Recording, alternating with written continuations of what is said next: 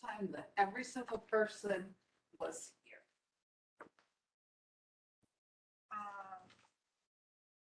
I haven't graded the take home because of course it wasn't due till midnight, but I will get it done this week. The in class, you can look up your grade is on Blackboard. 45 is an A.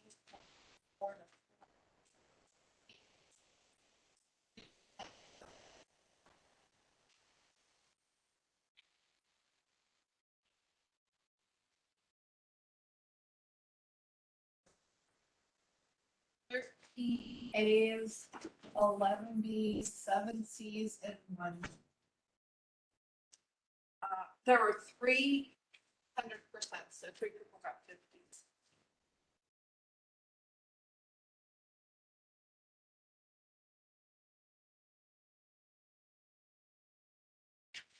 Project is due Sunday night, 27. Responses.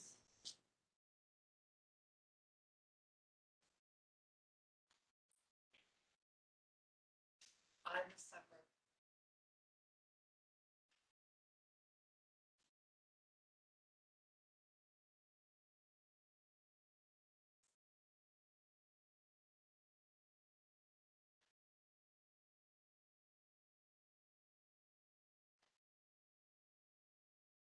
The homework assignment this week. And I will open up this video after class that will go over the problems, but try them first because it's probability. You want to make sure you understand the wording.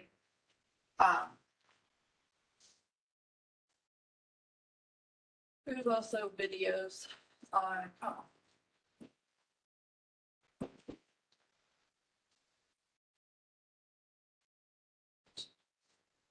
on probability, odds, and raffle.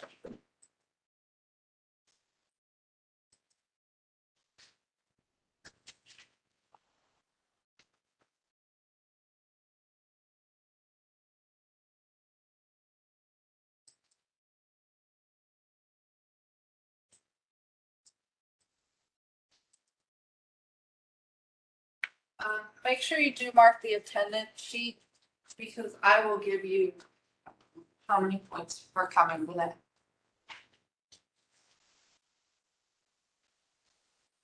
Three, five.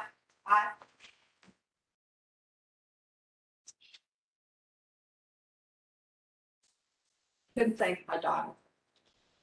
I was going downstairs and I'm like, I'm not going to take attendance today. And she's like, you should do extra credit for today. Okay. So you did awesome on the test side.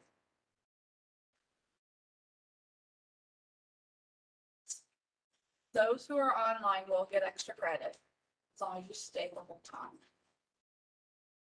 Okay, probability, synonym for likely, can be written as a percent, a decimal, or a fraction. It's the part divided by the total. Outcomes are the possibilities of the event happening. So if we toss a fair die, it has 2 outcomes, heads or tails.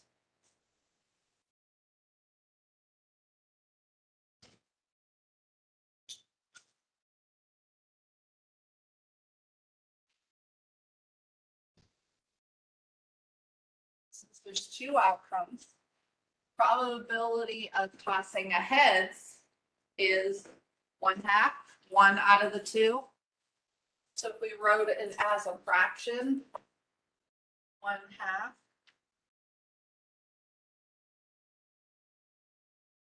How do we find the decimal? Divide it. 1 divided by 2 will give you your decimal. So anytime you need the decimal instead of the fraction, you just divide them. And it's 0.5. So find the percent, you multiply that by 100.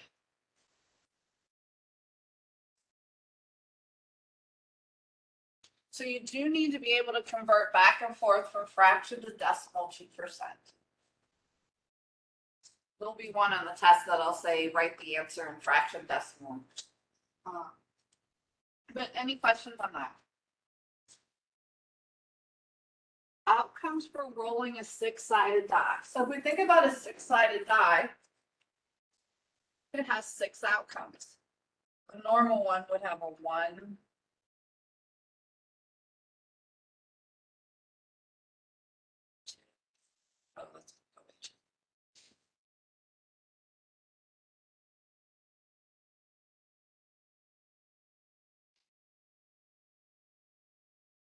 has six outcomes. The numbers 1 through 6. So your outcomes are what the possible answers are, which are 1 through 6. So now we know there's 6 outcomes. Anytime we want to find one of these probabilities, we're going to divide by 6. So the first one, the probability of rolling a 6, there's only 1 6 out of the 6, so it's 1/6. Is everyone able to see that from back there? I could never see that. Okay, so what's the probability of rolling an even number? Anyone? Count how many evens there are and divide by the total, which is 6. So evens, there's 3 of them, 2, 4, and 6. So it's 3 out of the 6. Whoops, oh, I thought I hit me.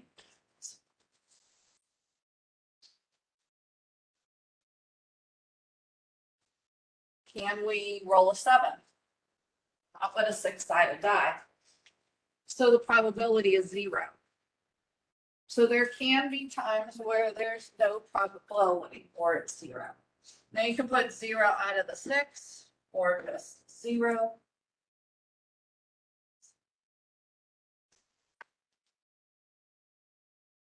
A probability can be any value between 0 and 1.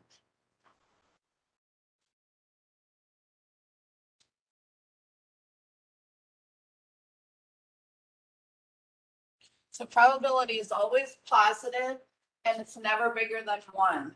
It's always between or including 0 and 1. If you're writing it as a percent, it's between 0 and 100.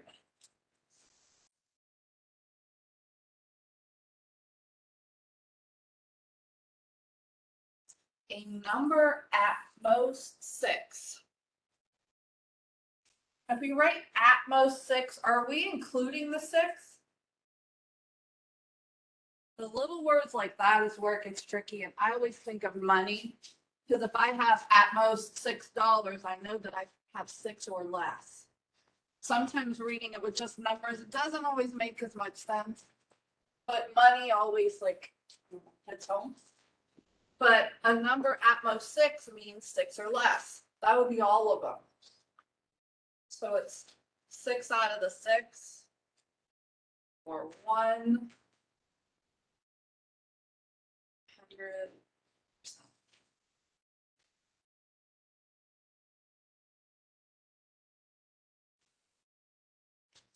Any questions on that? A deck of cards. If I do put cards on the test, I'll have a printout so that you'll have them. I don't know. When I was young, we played cards every weekend, but not everyone knows a deck of cards anymore. So a deck of cards has 52 cards. If it says 52, it doesn't have any jokers. A standard deck has 54 cards because there's 2 jokers, but we're going without jokers. There's clubs, spades, hearts, and diamonds. These are the face cards. Each suit has 3 face cards, a king, a queen, and a jack. An ace could be also included as a 1, and it goes ace through 10 for each group. So there's 13 cards for each suit. The face card is a king, queen, or jack. ace is also considered a 1. So if you were asked the probability of pulling a number less than 3, less than 3 would not be including them, but it would include the ace. 2, 4, 6, 8 out of the 52.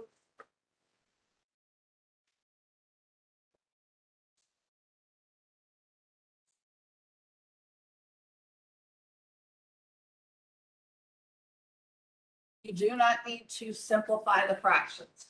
A lot of times we'll want to add different ones together, and so you want to keep that same denominator. So you do not need to reduce the fractions. If only 52 cards are there, there's no jokers. If you're including them, it would say 54. But I'm not going to do that to you. So there would only be 52.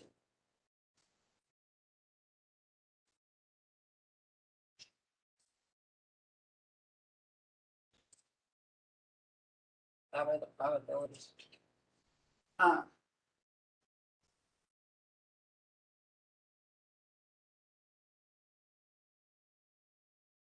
If we're pulling, what's the probability if we pull a card from a deck of 52? What's the probability it's an ace?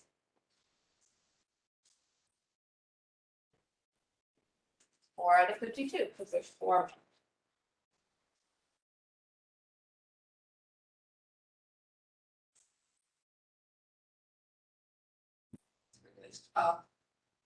I probably put that in case I didn't mention it above. So we can figure it out. So that would be the fraction. To write it as a decimal, you take 4 and divide by the 52. Which doesn't even come out. I don't know why I use that one.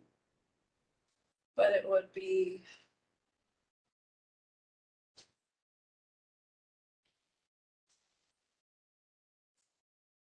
and multiplying by 100, 7.7%.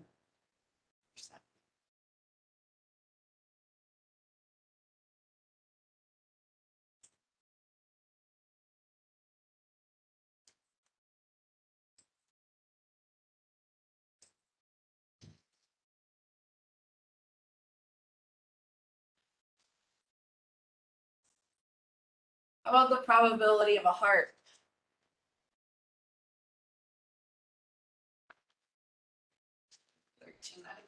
That's probably the one. This one divides nicely, but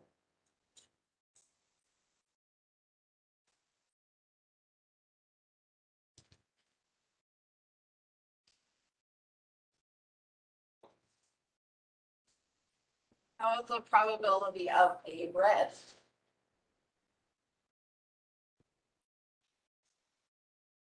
Half of it. Or 26 out of the 52, because each one of these suits is 13, 13, and 13 would be 26 out of 52.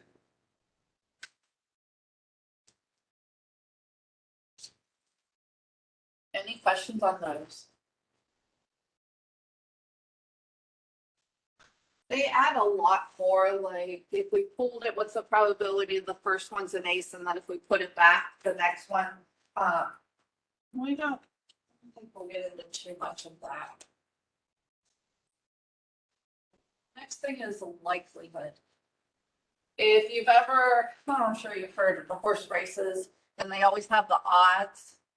Well, this is what they're doing. It's the likelihood the horse will win, colon the likelihood they won't win. The likelihood something will happen and the likelihood it won't happen. They should add up to your total outcome.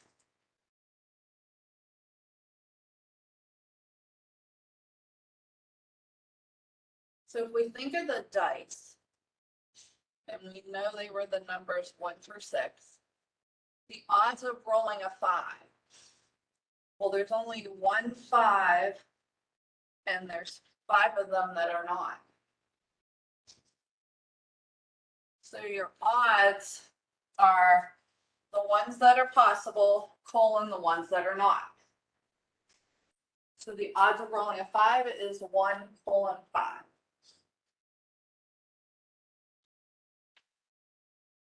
The odds against the 5 are how many are not 5s, colon with how many that are. And notice they add up to your total outcomes.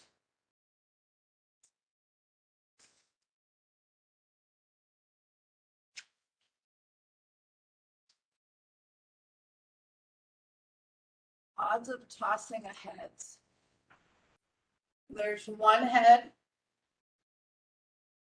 and there's one that is not. So it's 1 to 1. When that happens, it's equally likely.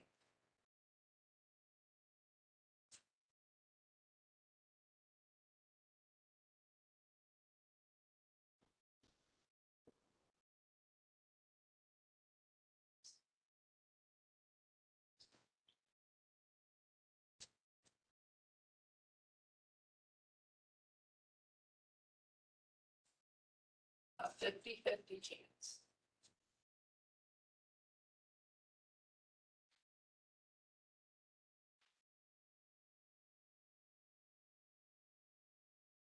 Odds of rolling a number less than 3. Well, we know the die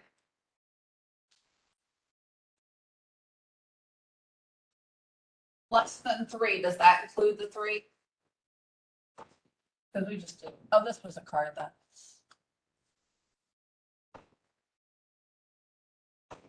So the odds of rolling a number less than 3 is 2 to 4. 2 of them are less than 3, 4 of them are not.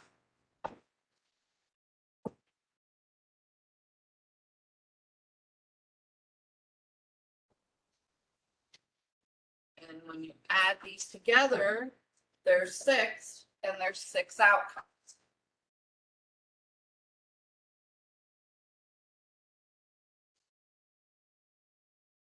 Okay, the odds of pulling a king from a deck of cards.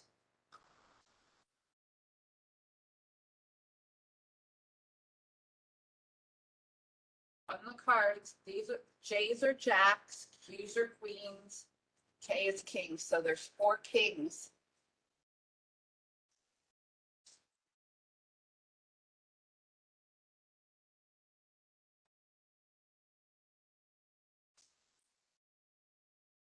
Four kings and 48 that are not kings. Add them together, they should get your total.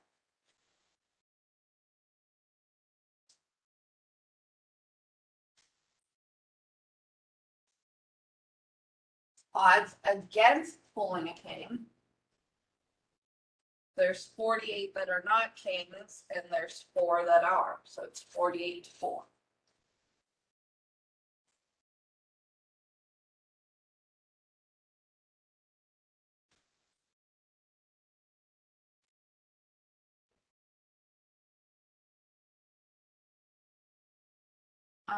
A relationship between odds and probability.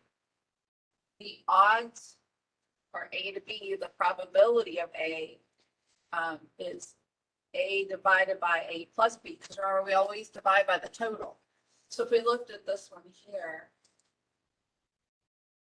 the odds of pulling a king are 4 to 48. The probability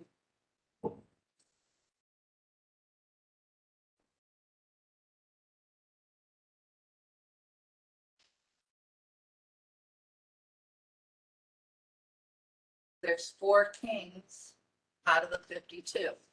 And so that's all they're showing you here is this would be your A, the 4. And then adding them together gets your total, the 52. We don't usually have to use that one, but just in case.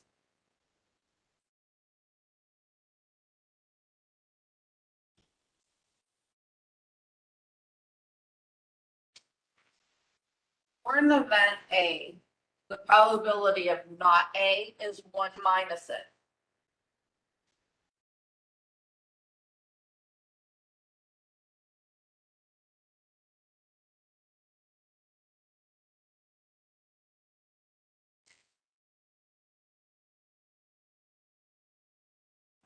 Probably safe.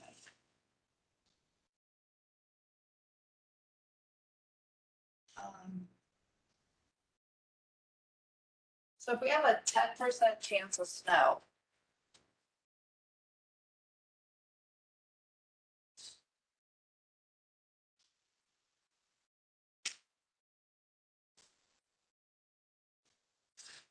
Probability it won't snow.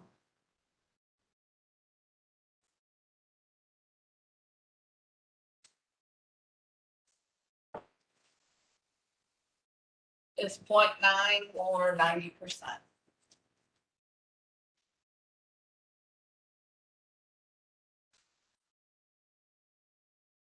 That's what that's telling you. So if you know one probability, if you want to find the probability of the opposite, take 1 minus it.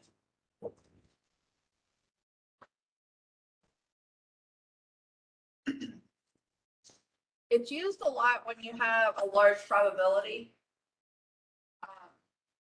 Since the probability of pulling a heart from a deck of cards, you know there's 13 hearts.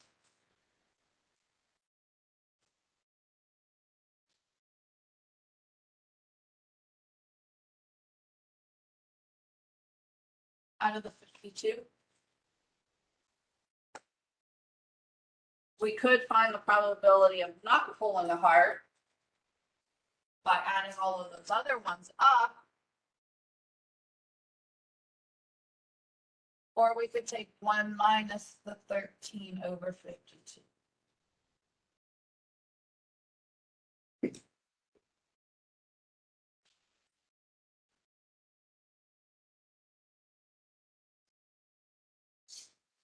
But either way,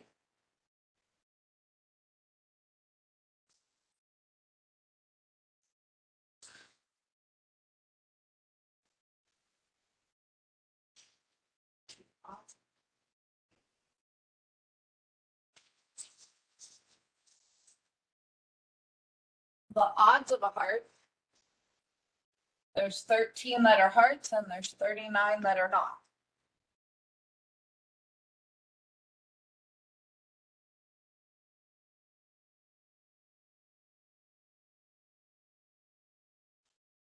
Any questions on that? If you have a 75% chance of passing this course, what's the probability you will pass?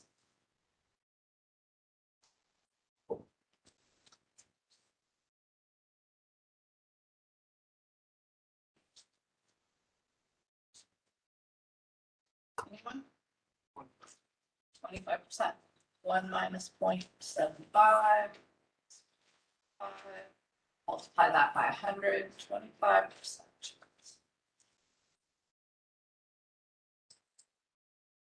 How about the odds for passing the course?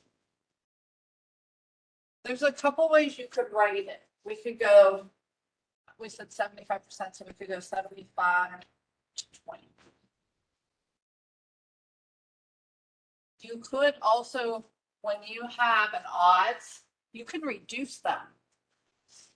Just like you would a fraction, both of these can divide by 25. So it's 3 to 1.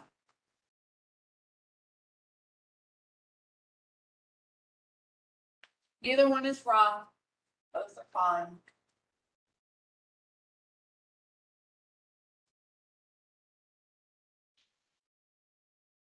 The odds of not passing, we just reverse it.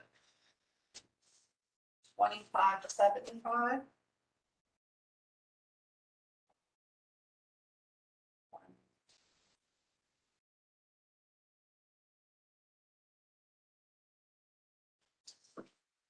There's 39 people in this class, but if there were 33,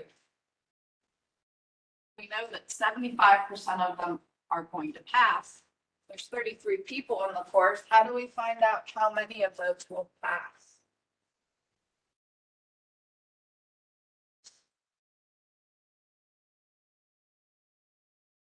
You want to remember, we want 75% of 33. Of means multiply, but make sure you use your decimal.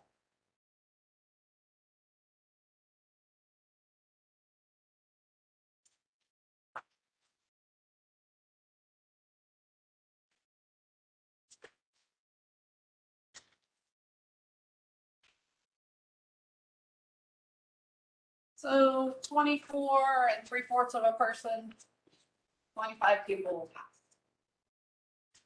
Any questions on that?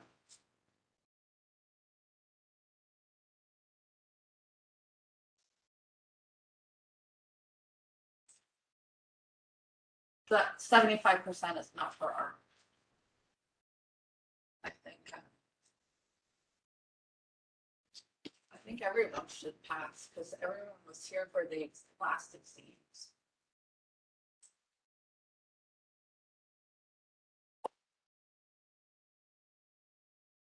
Raffles. Raffles are used a lot. What's your robotics tournament? They had a raffle. If 500 tickets are being sold and only one prize and each ticket is equally likely to be picked, what's the probability of winning and the odds of winning? So if there's 500 tickets that they're selling, what's the probability of one ticket winning if you buy only one ticket?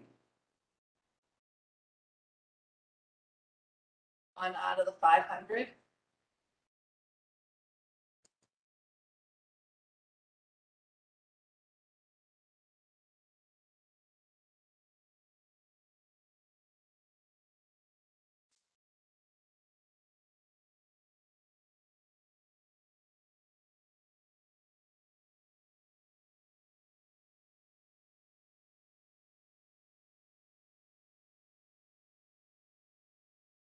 Very likely.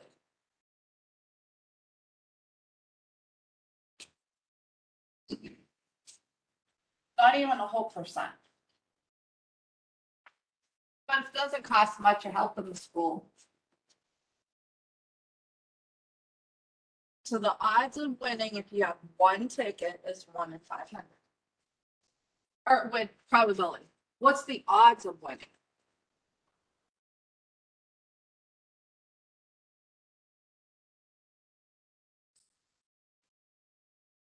Your one ticket, the odds of losing is the 499 other tickets.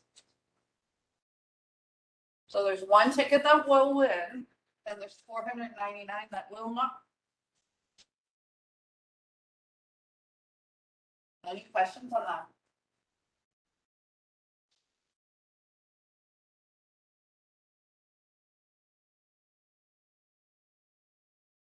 How can we better our odds?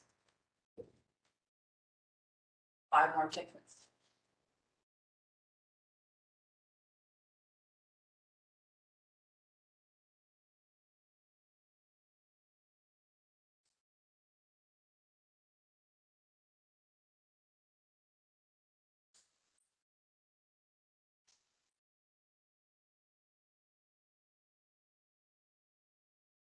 If you buy more tickets, what is the odds of winning? Well, it depends. How many more tickets are we buying?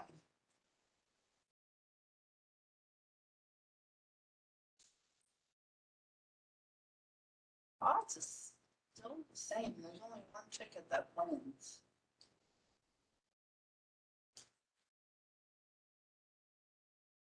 Tickets, what is it?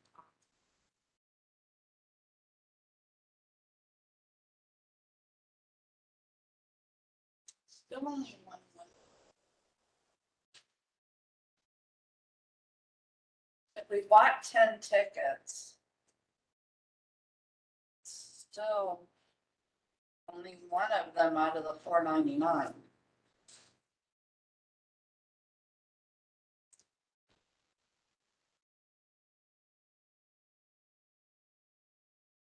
Sure, you can change that.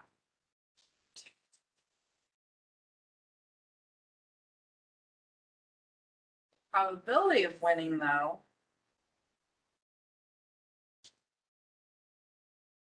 is 10 out of the 500. As long as it's one of those 10.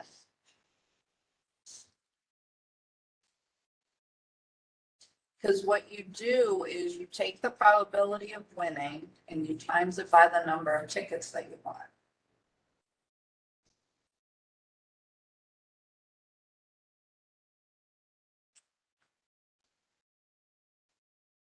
So the probability of winning is 1 out of 500, or 1/500. If you buy 10 tickets, then you take that times your probability. So now you've increased your chances.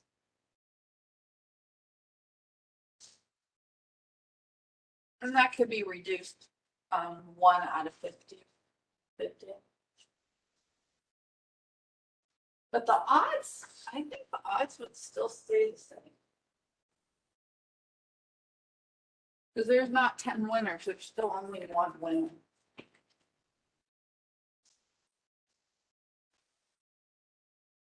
I wouldn't ask this question.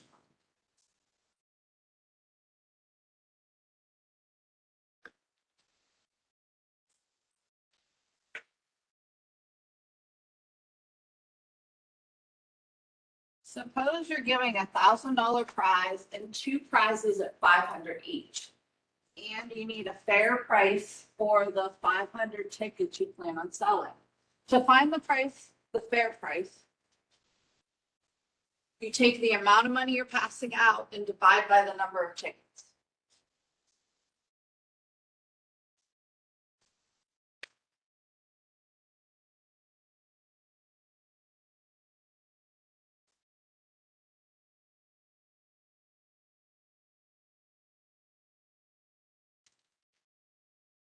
So we have $1,000 prize, 2 500.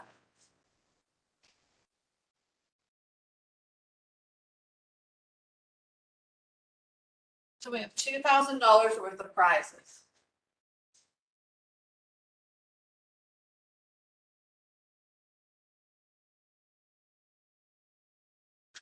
And we're selling 500 tickets. So to find the fair price,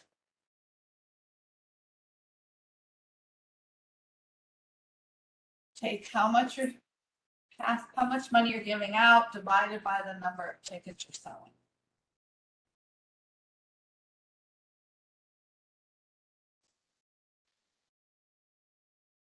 So the fair price is $4 a ticket.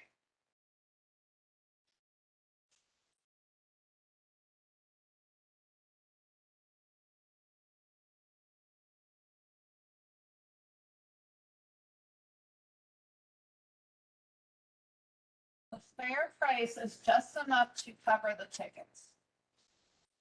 I mean, the winnings. So if they charge $4 a ticket, that organization has made no money. They have just enough money to pass out the winnings. But you want to find that fair price, and then you go a little bit higher than that. So the fair price is the price that will cover the winnings. And that's all it covers. There's nothing left over.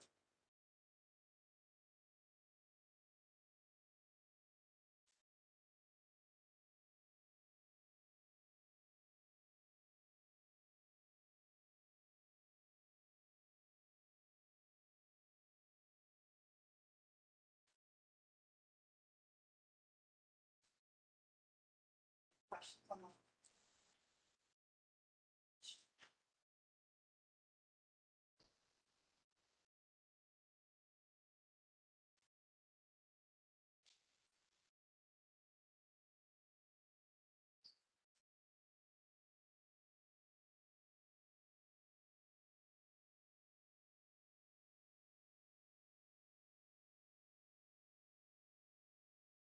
So if we sell the tickets for $5.50 each, how much money would the organization make? A couple ways you can do it. You can take the $5.50 with 500 tickets, see how much you make, and subtract your winnings. We know the fair price is $4. So if we subtract that, then we know how much we make for each ticket and then multiply by the number of tickets. So there's different ways of doing it. It all depends on which way you think about it. So go ahead and find out how much, if this was an organization, they would make When the fair price is $4, then they're selling them for $5.50.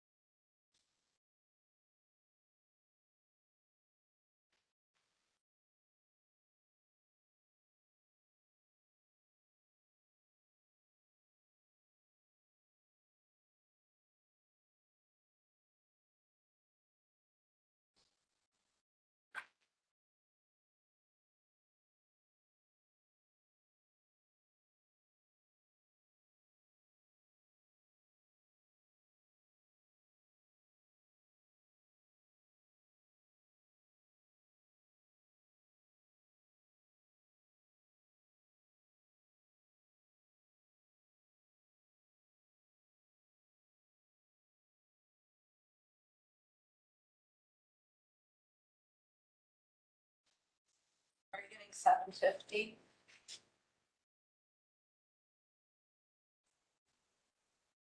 So they'll make $750 for each.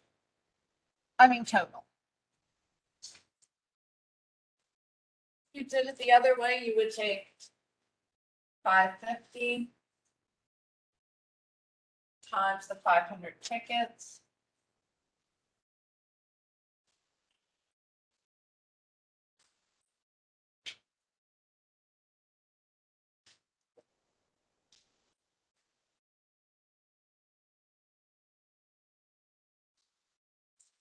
So if we take the $5.50 for each ticket times the number of tickets, we get $2,750. We're giving out $2,000 in prizes, so that leaves with $750. Either way. Any questions on that?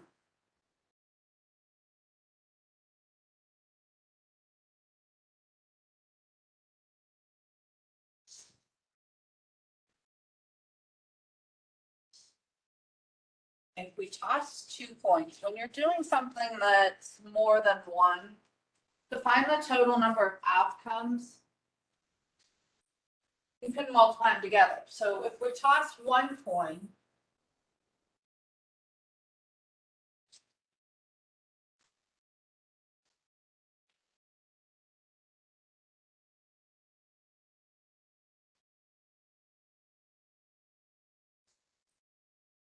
so we're tossing 2 coins.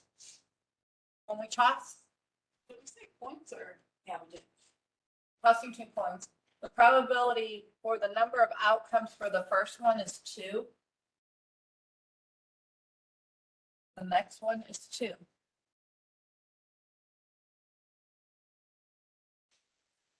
So when you're doing something more than once, you can find out the total number of outcomes, multiply them together.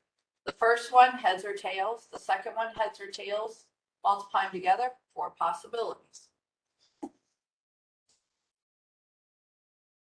If we needed to list them, you could have 2 heads. You could have a head and a tail and a head, because the different coins, and then 2 tails. So this would be the list of the outcomes. This is how many there are, 4.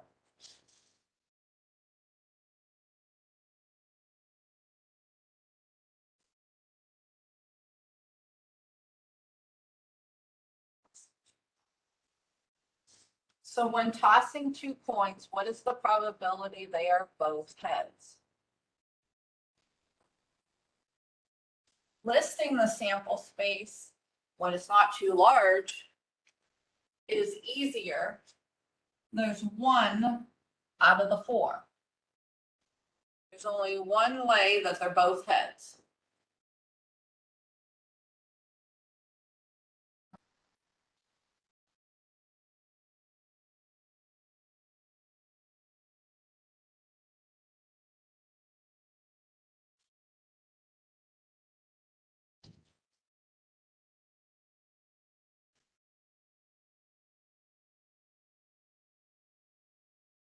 when using two coins, what's the probability of one of them being heads? So there's two where only the one is heads. So it's 2/4.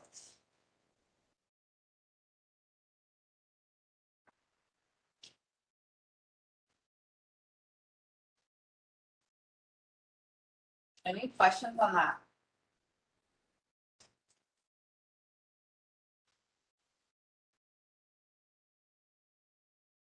There was.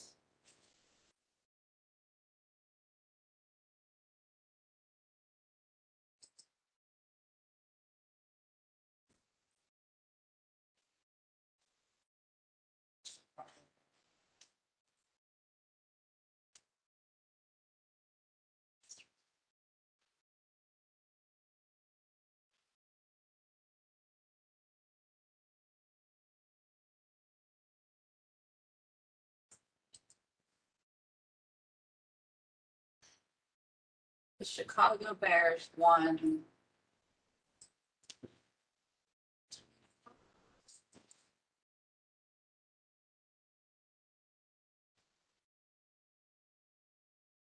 And they won 14 in a row.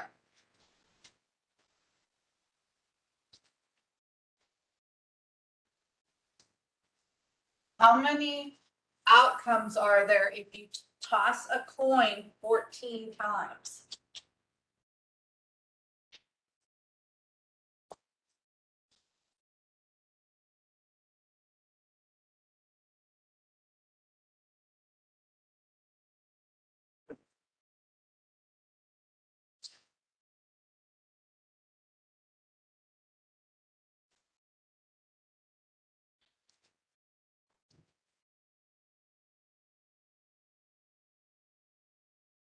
So the Chicago Bears won 14 coin tosses in a row one year. And I think there was another one before that that was 11, but that's when they started keeping track because people were betting more on that than the game. So to get 14 in a row, 2 in a row, we multiplied together. So we would have 14 twos. Or 2 to the 14.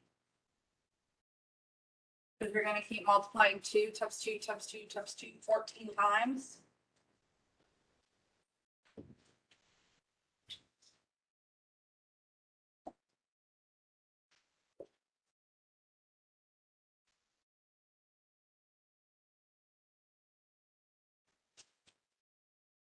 $16,384 different combinations that they could have done. But how many ways could they win every single one? Only one. There's only one of these 16,384 ways that every single one won. So the probability of winning the 14 in a row was 1 out of 16,380.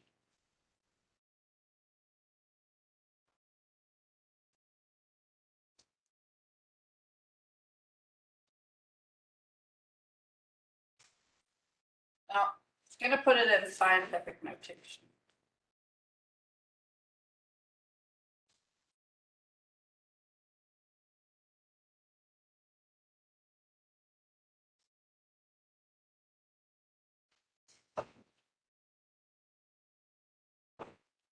Make it a percent.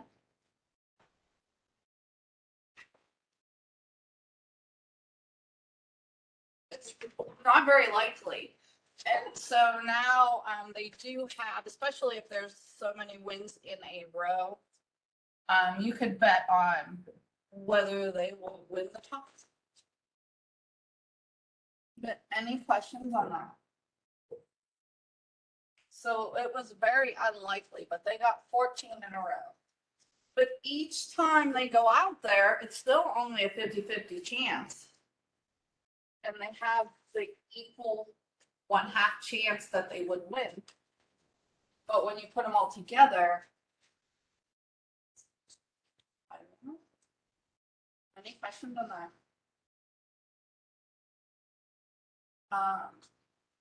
I will see you next week. Have a nice break.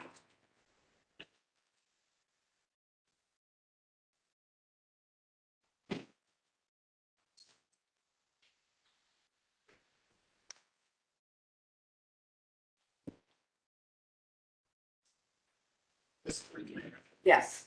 Make sure if you can get the attendance that you mark it.